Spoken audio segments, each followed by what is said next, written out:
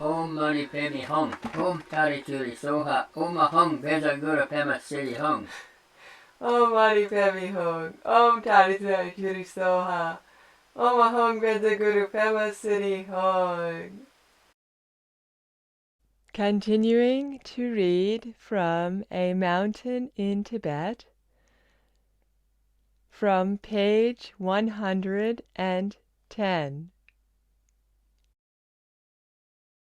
I left that encounter and went straight off to ask my employers for a month's leave.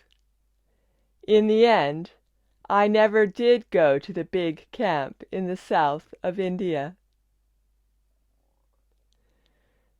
My career with the government in exile ended there. Instead, I spent 15 months in Rumtek with His Holiness the Karmapa, acting as secretary and translator, but being treated more as his son and receiving many teachings. It was an absolutely precious time in my life. Though, true to form, I was resistant to much of its transformative effect, at least in the short term. Within a few weeks of arriving at Rumtek at the end of 1967, I was on my way to Bhutan, accompanying His Holiness the Karmapa on a formal visit to the royal family. The Karmapas had been spiritual advisors to the kings of Bhutan for many hundreds of years, over the course of many successive reincarnations, as they had with the emperors of China. The current king of Bhutan was absolutely devoted to the current Karmapa and invited him for an extended visit. The others in our group were elite monks who were assisting the Karmapa with religious duties. We all had a wonderful time. We were given quarters in the royal palace and stayed there for 2 months. I couldn't quite believe my luck. This was a level of comfort and luxury I'd never seen before. After so many years of hardship, it was very welcome. The king took our group on a pilgrimage of Bhutan's holy sites. One that particularly moved me was the famous cave called Tail of the Tiger. Perched high up on a cliff face, where the great 8th century master Padmasambhava, or Guru Rinpoche as he is known to Tibetans, sat in meditation.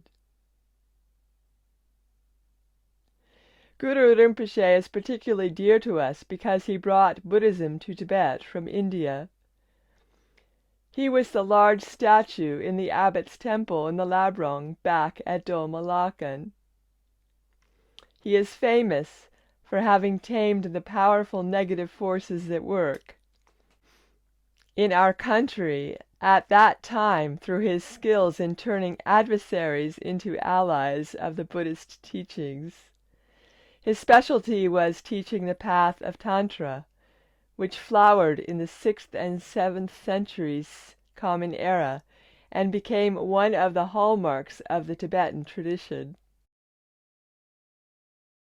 The Sanskrit term Tantra refers to the warp of a loom or the strands of a braid. It also means unbroken continuity and refers to our Buddha nature, that innate goodness and wisdom which can never be tarnished or diminished, despite the many troubles that befall us in life. It is a seamless thread running through all our thoughts, words, and deeds. And when we recognize it, our life can change. We then act from a place of inner confidence and clarity instead of lack and confusion. This teaching was to affect me powerfully in later years, but at this time I could not really hear it. I was not yet mature enough. It lodged in my heart, though. When we returned to Rumtek, I settled into my new life. The monastery had just been completely rebuilt with the generous help of the royal family of Sikkim, and it was a spectacular and beautiful place. The Karmapas had had a monastery on the site since the 17th century, but it had fallen into ruin. When His Holiness the 16th Karmapa fled Tibet, he was determined to rebuild this ancient seat of his lineage, and had sketched its original design from memory without any recourse to plans or books. It took 4 years to build, and was inaugurated on Tibetan New Year 1966, a year and a half before my arrival. There was a couple of very comfortable guest houses, and I fancied staying there rather than in the main complex. It would make it easier for me to pursue my leisure activities of gambling, movie-going, and charming up young women. But His Holiness had other ideas. When I told him that I wanted a little freedom, because I was a layperson, not a monk, he was blunt with me. I will make the decisions, not you. You will stay in the temple. That was the tone of our whole relationship. I was constantly pushing for freedom, special dispensations, and preferential treatment. And he was adamant that I would do as he said. Though, actually, the Karmapa did single me out and treat me very kindly. The main temple complex only had accommodation for His Holiness and his 4 heart sons, the High Lamas, who are the Karmapa's closest disciples and lineage holders. Even the relatives of Sharmapa, one of the heart sons, slept on the floor. But I insisted that I needed my own room, and I was allotted a small bedroom next to the Tai Satupa, another of the heart sons. I am amazed at my own arrogance when I look back at it now. I always demanded that everything go my way. My day job was to act as personal secretary to the Karmapa. My administrative skills made me very useful to him. I dealt with correspondence and answered the telephone, which had just been installed and took me a while to get used to. I also acted as his translator with the Hindi and English-speaking visitors we received. The Karmapa's fame attracted many students to Rumtek. As well as working, I was receiving instructions from the esteemed Khenpo Thrangu Rinpoche, who was teaching the key treatises of our Karmakaju lineage to the 4 heart sons. A Khenpo is akin to someone with a PhD in the West. The Karmapa asked Thrangu Rinpoche to teach me the 4 foundation practices, which are the core preliminary practices of Tibetan Buddhism. The Tibetan term for them is Nondro. They are very vigorous and time-consuming and lay the foundation for the higher tantric practices. The first of them involve doing 100,000 full-body prostrations to an image of the lineage masters of the past. The idea was to develop humility, which I certainly needed then, and confidence in one's own Buddha nature, as embodied by these great masters of the past. The second is Dorji Sempa, which is a purification practice that involves reciting a 100-syllable mantra 100,000 times. The main focus here is sincere regret for one's negative thoughts, speech, and actions, along with a commitment not to do them again. The third is mandala offering, which is concerned with accumulating merit and wisdom. Merit means generating a momentum of positive energy in the mind that provides the context for realizing that all things are interconnected, so not separate and set apart. This realization is wisdom. Merit is generated by offering a symbolic representation of the universe to all the Buddhas and Bodhisattvas 100,000 times. The fourth foundation practice is Guru Yoga, which consists of praying with devotion to one's guru or teacher, to receive the grace and blessing that comes from their lineage, in this case the Kagyu lineage. We can use the analogy of a cup to understand how the four foundations prepare our mind to receive the higher tantric teachings.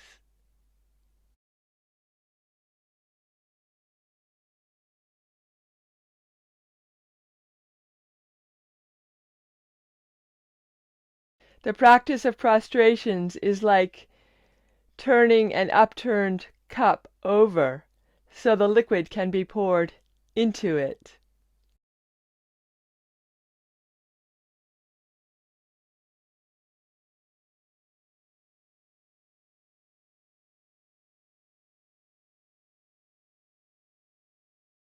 Dorji Sempa purifies the impurities as if we are cleaning the cup.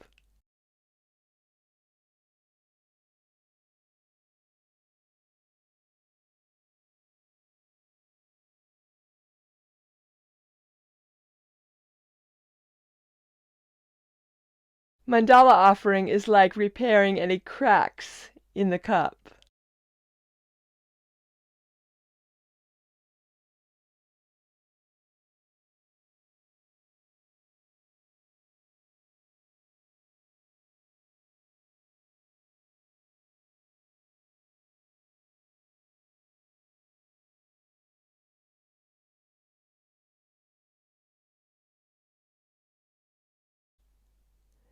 And then Guru Yoga is receiving the liquid in the cup, or receiving the blessing.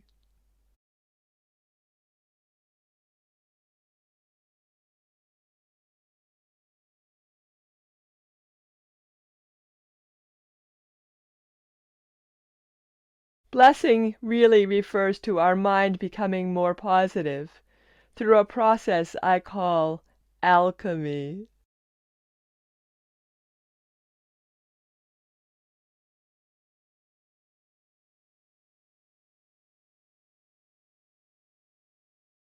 The aim of the four foundations is to provide the appropriate conditions for the alchemy to take place, turning the mud of the negative mind into the gold of a positive one.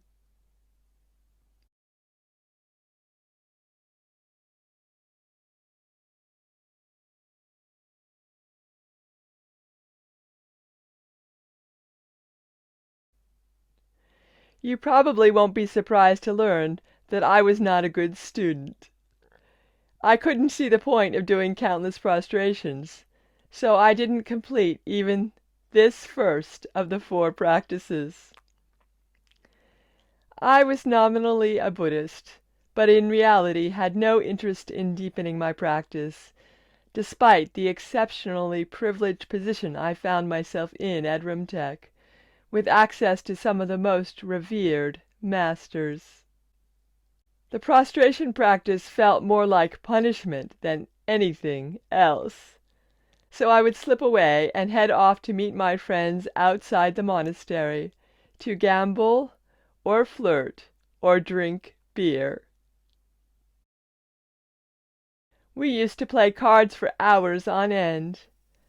The only problem was that I was not very good at it, so I lost whatever little money I had.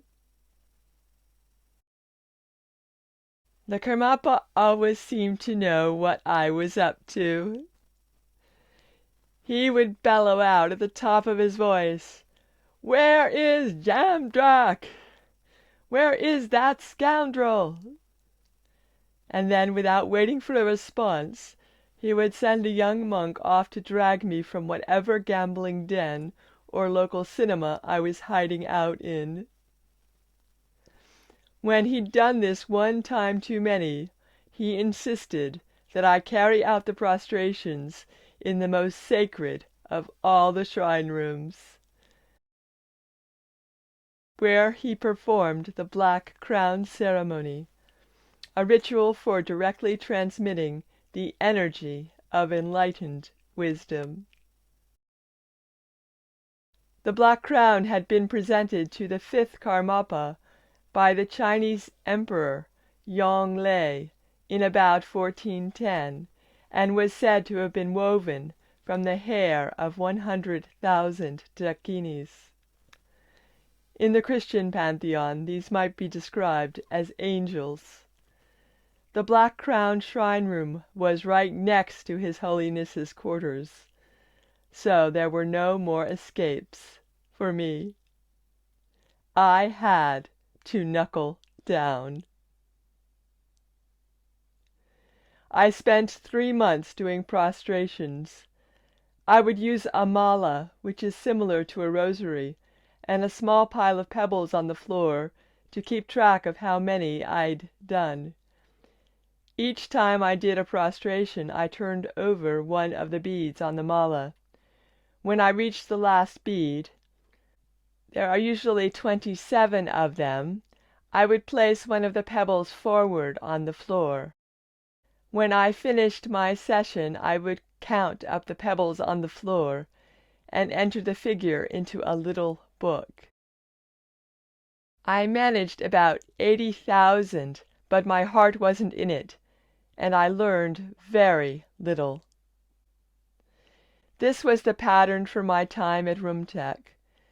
I was given so many opportunities that are not normally extended to a lay person, let alone one with so little practice to his name, but I didn't make full use of them. Frida Betty arrived at Rinpoche during my time there, and was given full ordination by His Holiness the Karmapa. She was the first Western woman to become a Tibetan Buddhist nun. Afterwards she asked to receive the Vajrayogini and Karmapachi empowerments, so that she could undertake their respective practices. Vajrayogini is one of the main tantric deities of the Kagyu lineage. She is red-colored and slightly wrathful. Karmapachi is a specific guru yoga practice. Before doing these practices, you need 3 things: empowerment, scriptural transmission, and teaching on the practice. They can only be imparted by a highly accomplished master, such as His Holiness the Karmapa. Initially via an empowerment ritual. I, too, received them, as well as the scriptural transmissions for the various Guru Yoga practices, including Karma Pakchi. I think Frida was a little astounded to find me there, alongside her. I can't blame her, because the truth is that I was blind to the power of the sacred tantric tradition of Buddhism at that time, though these teachings certainly came to my aid many years later when I was in solitary retreat in New York. Despite my lack of application, I continued to feel enormous admiration and respect for His Holiness the Karmapa. He was not a man who ever felt the need to explain himself in words, but I felt he was refusing to give up on me. He saw something in me that I could not see. I never lost my sense that he could read my mind, which meant I was always a bit frightened of him. There was something so obviously powerful about him. It was as if he emanated a luminous energy. I also loved and trusted him completely. And he continued to accept me as I was, selfish, close-minded, rebellious, and arrogant. He would allow me to sit cross-legged opposite him as he was making the sacred black pills for which the Karmapas are famous. The secret recipe dates back to the time of the very first Karmapa in the 12th century. The pills are given to people at the time of death, and are believed to help the person's consciousness navigate the bardo, the 49-day interval between death and rebirth. One day, when I was sitting at his feet, I cheekily asked him for some pills. Nobody else would have been so irreverent. But I didn't know or care anything about protocol. He laughed, and amazingly, considering how precious they are to be, and how inappropriate a person I was to receive them, he actually gave me one large pill and 5 small ones. I have given the small ones away over the years, but I still have that large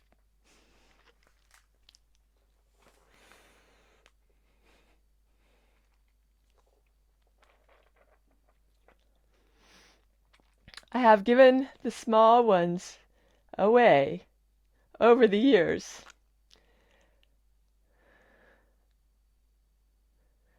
But I still have that large precious pill. But I still have that large precious pill on my shrine.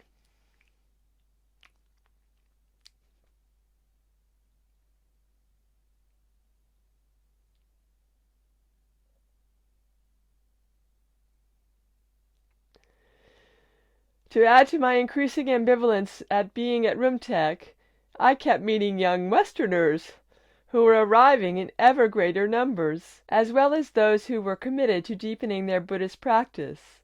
There were Peace Corps volunteers, and hippies fascinated by Eastern religions, and the search for enlightenment. I had met mostly English people at the young Lama's homeschool. Now I met people from the United States and all over Europe as well. My curiosity about the outside world was growing, alongside my restless sense that I could not stay in Rinpoche. Continuing with Lama Yeshe Losal Rinpoche's From a Mountain in Tibet, and the section describing his time with the 16th Karmapa in Rinpoche. Yes. I don't know, dear, I can't would keep him there for a while. and I bet he never realised he was going to be there for so long. When he went. When he went, yes. And the Karmapa kept tails on him all the time, and what he was up to, what he was doing, and and he's amazed I come up and know so much about him. So as I say they come up as reading his mind, and he's picking things up from there. Yes. You know? He's like an open book, isn't he? That's right. So there's nowhere he could run and hide. The Karmapa knew where he was. It's good how he said. It's amazing how he sent monks out to look for him, find him where he is, and bring him back, drag him back. And of course, with the last lap, we had to go to that sacred room, the black hat ceremony, and he was really anchored there. That would have been very powerful. Oh yes, very really powerful. Strengthened their connection. Yeah. So I know he was exploring Tibet, trying to find places to escape. We did for a little while, but until I came up, I kept finding out. Yes. You know, like telling him where he is and keep drawing him back all the time. You know. Yes. So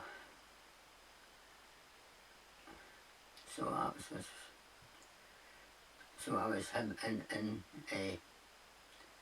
trapped, and when I had to go into this special room and practice the andro, get on with it. Yeah. That seems to be a problem in the West. People don't like the frustrations. Yeah. You know. People look for easy routes, easy way, but something that's not difficult. You know, it's something difficult that they're not interested in try. That's the way it works. You know. But however, you had to do it. You had no choice. Well, he was very lucky, wasn't he, to be right next to the Heart Sons in his accommodations. That's right. And there when Threnga Rinpoche was giving the precious teachings to them. So he was being treated very, very specially indeed. That's right. And as he said at the time, even though he didn't appreciate it, what a beautiful gift to have when he was later in retreat. Yeah. When he reflected back on things, he saw the brutality of some of the things he'd done. But I think he's made up for it all. He eventually made up for it all. You know. He used everything that he was given during those times. Yes. So do we have any questions for Lama Yeshe Rinpoche from this section? The last few sections we've been reflecting on, we haven't actually been asking any questions. We've just been talking. So I didn't want to leave out any questions in case when Lama Yeshe Rinpoche is listening to this, we would have an opportunity to get further clarity or more details or any additional insight into these parts of the story. Yes. Do you have any questions for Lama Yeshe Rinpoche about room tech or the practices or the time that he spent with Karmapa? Not really any real questions here.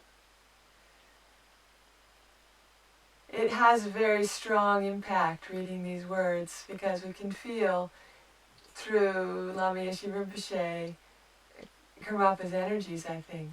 Yeah. As you said that Lama Yeshe Rinpoche said that he's the connection for those of us who haven't met 16th Karmapa, for us to feel that closeness and that intimacy and that power and that magnetism and that wisdom through Lama Yeshe Rinpoche. Yes.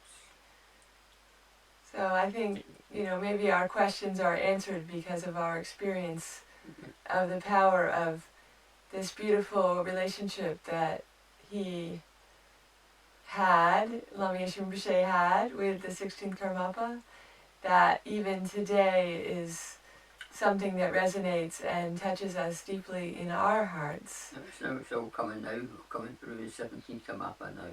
Yes. And even in reading through this section, we can really feel the connection too, can't we? Yeah. It's very powerful.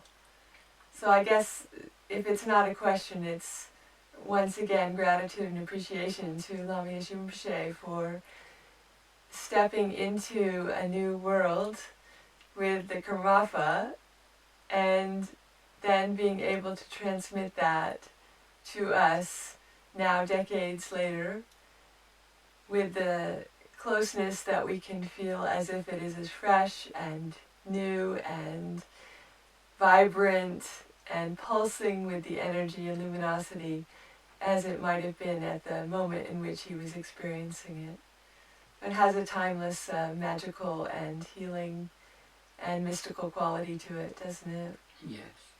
I'll probably hear more about it later on. Yeah. Yes.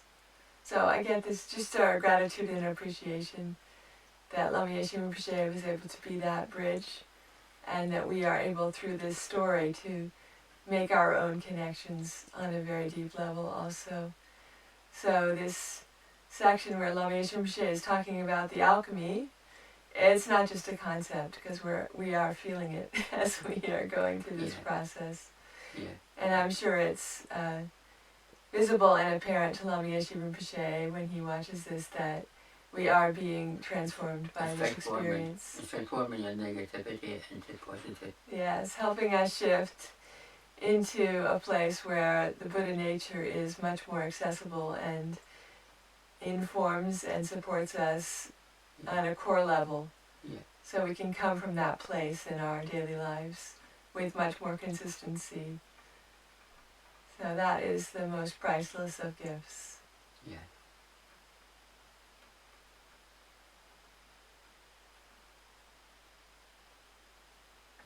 Okie dokie. Okie dokie. Om Mani Padme Hum. Tai Triso. Om Tani Tani Piri Soha. Hung Bella Guru Pema City Home. Om Ahong Benza Guru Pema Siddhi Hum. Om Ahong. Om Ahong.